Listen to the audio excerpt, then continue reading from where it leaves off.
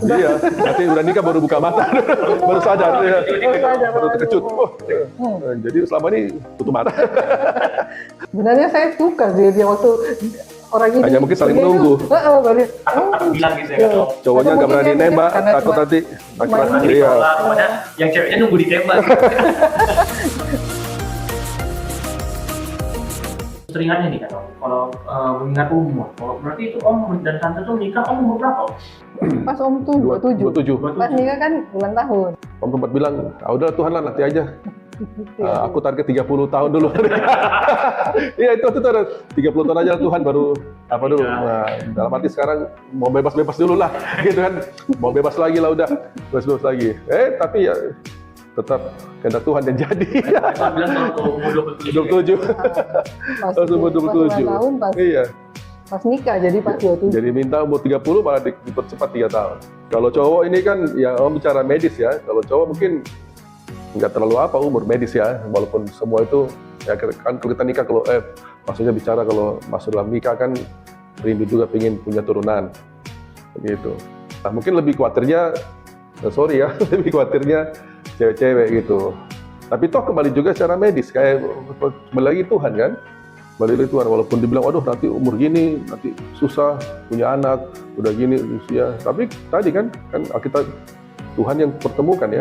Kalau misalnya kita dalam berhubungan itu ada nggak om kira-kira batasan-batasan gitu untuk ya itu tadi om kalau dalam kita berpacaran kalau misalnya kita mau physical touch gitu itu ada nggak kira-kira batasan-batasan gitu kalau secara kita gitu? Iya. Ya kembali tadi yang penting kita tambah ada hal-hal kita physical touch bisa bagaimana tapi yang cewek juga dia harus peka jaga karena kalau bicara cinta kan kasih kan dalam Roma pasal berapa itu kan bilang kasih itu tidak berbuat jahat ya gitu. Jadi mama dua-dua harus jaga gitu.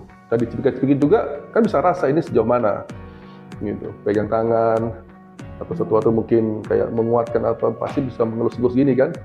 Tapi harus juga elus-elusnya kan ya maksudnya memang harus dua-dua sih. Kalau secara spesifik Alkitab nggak menuliskan sejauh mana tapi kita sendiri harus jaga. Kalau seorang itu dia mencintai seorang dengan tulus pasti dia nggak buat jahat tadi kan yang kasih. Jadi ya udah dia mau tetap jaga gitu sampai nanti Tuhan waktunya Tuhan untuk satukan baru sama-sama. Kalau tante sih ya gitu. Tante punya prinsip waktu karena sudah dalam Tuhan dan dengan Tuhan ya sudah jalani. Tapi untuk yang aneh-aneh jangan dulu karena kalau sudah jadi betul lalu sudah bukan pacaran sudah tunangan itu kan tante nggak tunangan baru tante bisa pegang atau apa. Tapi kalau masih berteman oh jangan karena saya tidak mau nanti tidak jadi. Waduh saya pernah dengan ini dikacipiki. Wah saya pernah dengan ini. Waduh nggak ada itu karena perempuan kalau laki-laki. Kalau saya tidak mau jadi tetap jaga gitu sampai nanti memang Tuhan pertemukan dengan sudah memang mau jadi suami. Nah itu baru bisa kita pegang tangan karena kan sudah tahu ini akan jadi sudah tinggal ini. Tapi kalau belum sebaiknya jangan nanti rugi yang perempuan tuh rugi. Karena kalau yakin dari Tuhan cinta kan kita pasti jaga kan. Iya dan juga pasti dijaga. Kalau dari Tuhan kita pasti tahu kita mau jaga. Iya.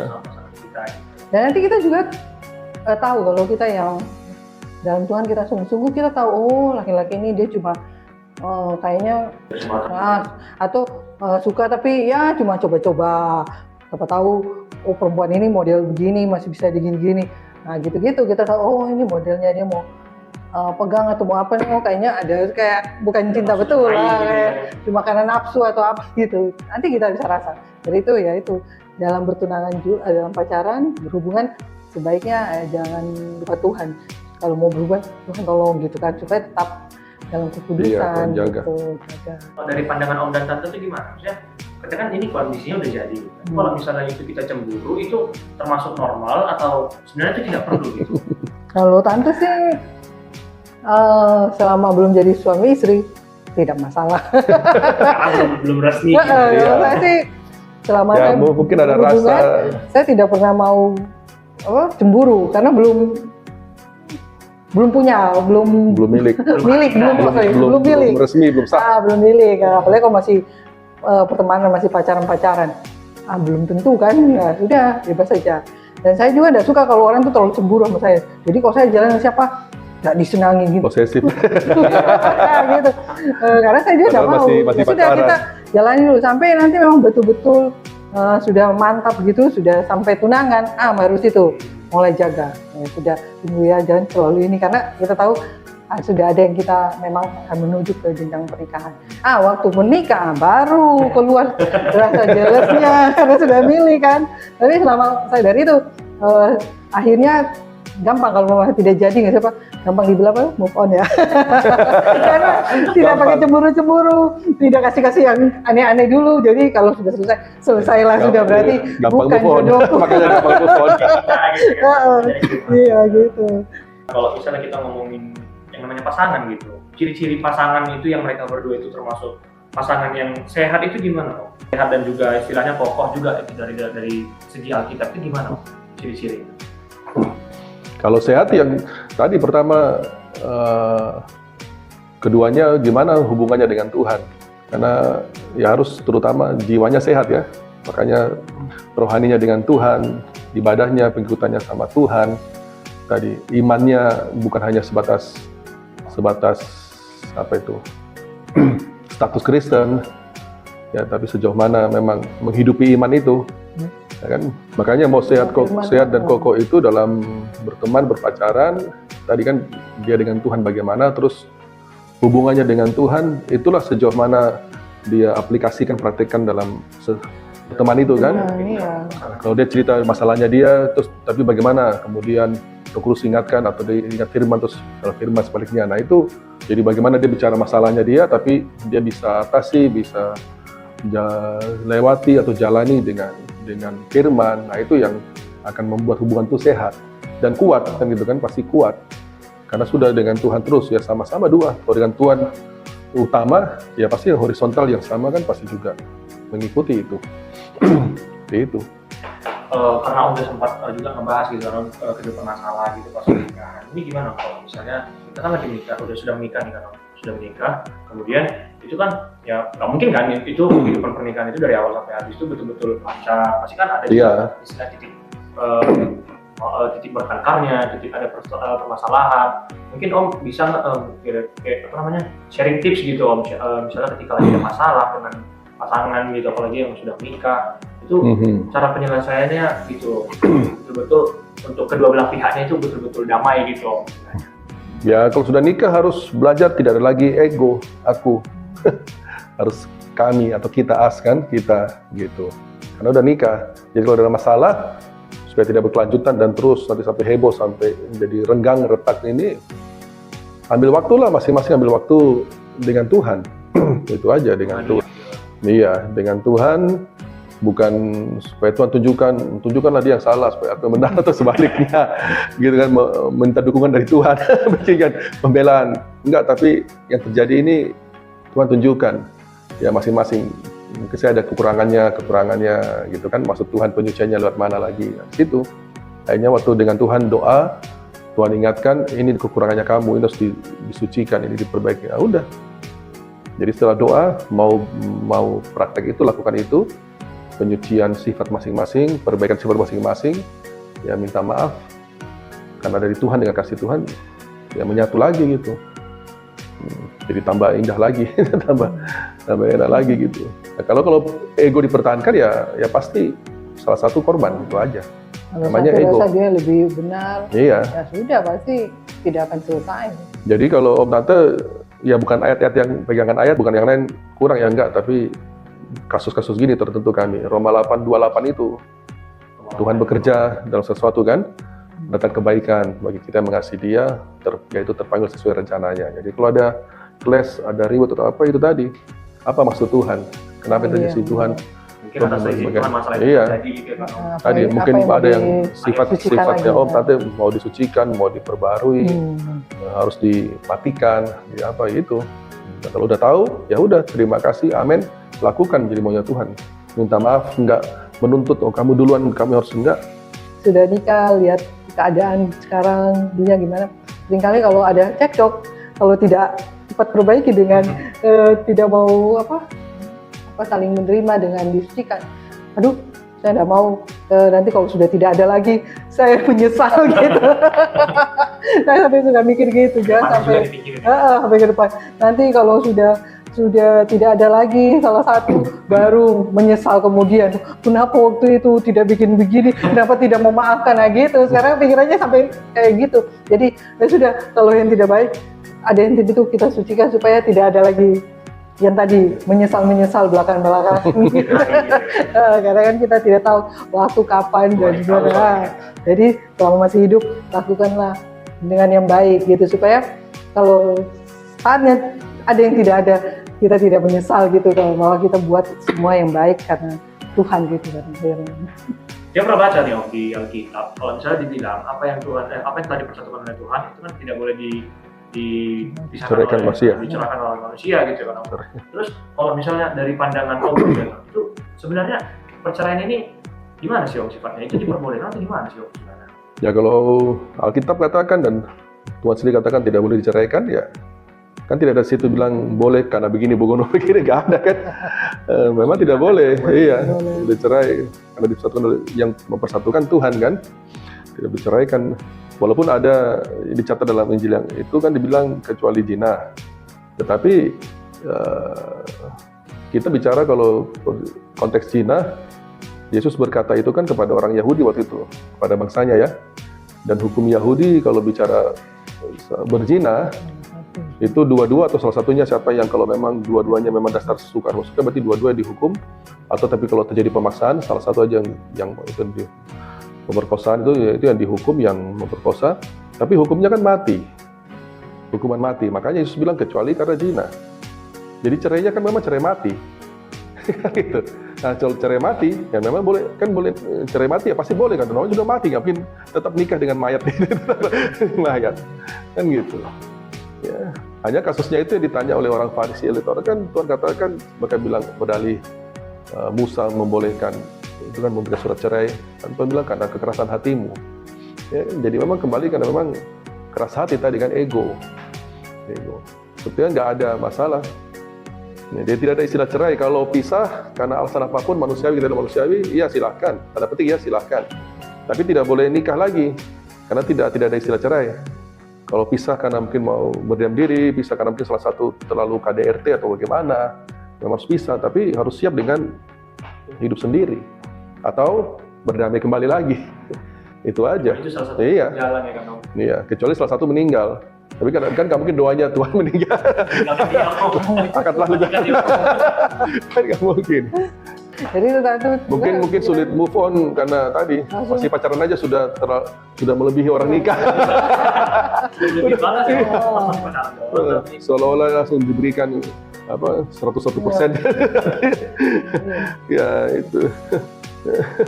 Jadi memang sulit. Kalau kita sih, kalau kita sudah ada firman, yang penting kalau tahu memang ini nanti Tuhan jodohkan, ya udah jalani aja dengan ya awal jangan terlalu cintanya 100% lah. Karena nanti gitu. Kecuali kalau sudah nikah baru kita kasih semuanya ini 100%.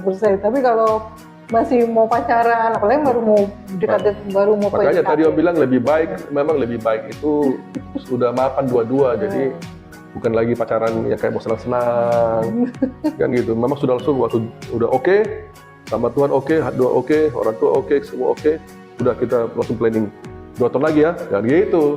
Nah, 2 tahun lagi nikah ya, 2 tahun lagi nikah, 5 tahun punya anak. Jadi memang sudah planning ke sana. Nah, kalau masih mau senang-senang, risiko putus itu ada pasti. Yang anehnya kan galau tadi, Bapak tadi, itu tadi jangan-jangan ya tadi kan. Ya gimana janji anak SD janji, anak SMP janji kan? Ya bisa ya janji itu sekarang itu namanya berubah mental. Biasa Om bilang itu buka mata dua-dua. Iya, buka mata dua-dua. Baru habis itu mulai tutup foto kalau sudah mau tunangan. Baru habis ini terbalik kan. Sekarang tuh tutup semua. Iya, nanti udah nikah baru buka mata, baru sadar ya. Baru terkejut. Jadi selama ini tutup mata. Ini tuh, ini di kalangan anak muda nih kan, ini banyak kedengaran nih. Jadi di anak muda itu biasanya sering nih Om, kayak dia itu sebenarnya nggak pacaran gitu, tapi dia mau galau gitu. Ya. Itu Theo juga mengira ini agak aneh gitu. Ini kan belum, Iya. jangan Ya, pacaran, zaman pacarannya aja belum gitu. Tapi terkadang dia kan kayak suka galau gitu. Tapi sama yang belum dia pacarin gitu. Itu biasanya orang kalau nggak salah ya orang bilang tuh HTS, hubungan Apa? tanpa status. Nah, jadi sering gitu Om, ada kan kayak dua orang cowok cewek, jadi mereka dekat tuh. Tapi belum Iya, ini. tapi nggak ada konteks Ya. pacaran gitu, mereka nggak ada niat untuk pacaran. Atau teman tapi agak dekat lah gitu. Gimana tuh? Ini kayak tiba-tiba dia kepikiran aja gitu. Ada kayak gitu, cuma teman-teman tiba-tiba ya salah satunya ya sudah merasa yang lain apa sudah merasa dekat. Merasa dekat, gitu. merasa Padahal oke. yang lalu, Sebenarnya kayak nggak ada dari awal tuh kayak persetujuan mereka pacaran, nggak ada gitu. Tapi Hanya- begitu misalnya gini kan Om, Iya. sama cewek gitu kan. Iya. Tapi dekatnya istilahnya hampir nggak ada Teman-teman. lah. Iya. Kayak lebih dari teman. Tapi begitu Pokoknya dia sedikit nanti ada dekat jumpa, sama orang lain, malah rasa, galau. iya. baru ketahuan, Iya. Iya. Kemudian tertanya apakah ini tandanya cinta? nggak ada status, cuma teman, tapi kalau di dekat sama yang lain kok galau, kok rasa gimana, malah mungkin rasa cemburu lagi, padahal apa kan.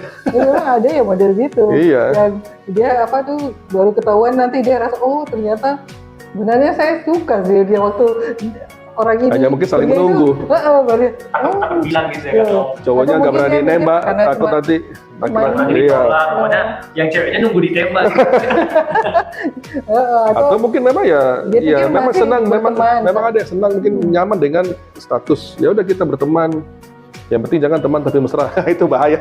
Itu maksudnya ya mungkin rasa cocok dengan saling ngomong atau rasa cocok, tapi memang ada gitu cocok tapi dia lebih nyaman dengan teman, dengan status teman dibandingkan lebih daripada teman.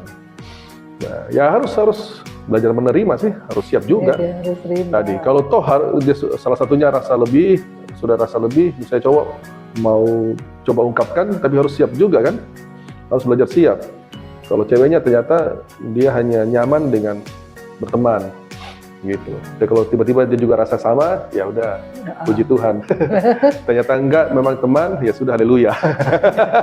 Daripada tadi kan dipendam, malah galau kan, tapi galau sendiri kan jadi aneh kan. Gara-gara dari awal kan dia takut gitu. Iya. Mungkin dia ragu juga gitu kan. Nah, jadi supaya mau tahu jelasnya perasaan cewek atau cowoknya, ya udah bicara. Bilang, Iya. gitu kan, Om. Nah, tapi Harus harus siap menerima, siap ditolak. konsekuensi juga, ya atau tidak kan gitu. Diterima ya terima kasih, enggak pun ya terima kasih.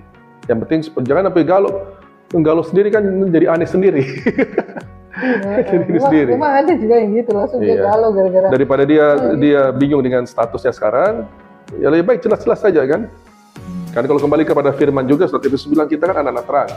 Ya lebih baik ya terang aja, bukan karena ada sesuatu memang selama ini saya rasa gini, kayak gimana. Ini sebagai kata-kata penutup ya, terakhir kayak lebih ke arah tips-tipsnya aja sih Om. Kayak misalnya tips-tips lah untuk orang yang memang, apalagi sekarang yang sedang berpacaran gitu, kayak apakah memang harus diseriusin atau kalau misalnya kayak udah kalau misalnya masih mau pacaran masih mau main-main aja udah nggak usah pacaran gitu ya. Iya, kemana aja.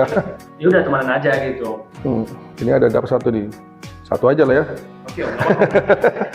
Walaupun Jangan satu, sampai langsung kena gitu iya. sama kamu dari luar sana. Walaupun satu, tapi kalau dipraktekkan kan lebih afdol daripada 10 tips tapi nggak ada satu. Kalau bagi Om, jalani hubungan bukan karena sekedar ingin punya pasangan, ya kan? Tetapi sebagai anak Tuhan, kita percaya karena ingin sama-sama memuliakan Tuhan. Nah, itu aja. Tuh. Ya udah sama. Jangan mau ya, pasangan hanya karena Hubungan kita kan. mau main-main ya kan Om. Atau alangkah baiknya kita itu harus memiliki pasangan yang tujuannya ke depannya itu untuk sama-sama memuliakan Tuhan. Amin, ya. Gitu. Amin. Oke, mungkin sampai di sini dulu sesi tanya jawab kita dengan Om dan Tante mengenai pacaran nih. Nah, jadi tadi kita juga udah banyak dapat nasihat, dapat tips, dan dapat pandangan juga gitu dari Om dan Tante mengenai love, sex, and dating. Nah, jadi mungkin kedepannya kita bakal bikin pertanyaan-pertanyaan lagi mengenai tema-tema yang menarik mungkin. Oke, sekian podcast kita kali ini bersama dengan Om dan Tante. Sekian dan terima kasih. Shalom. Oh iya, itu tadi kamu bilang.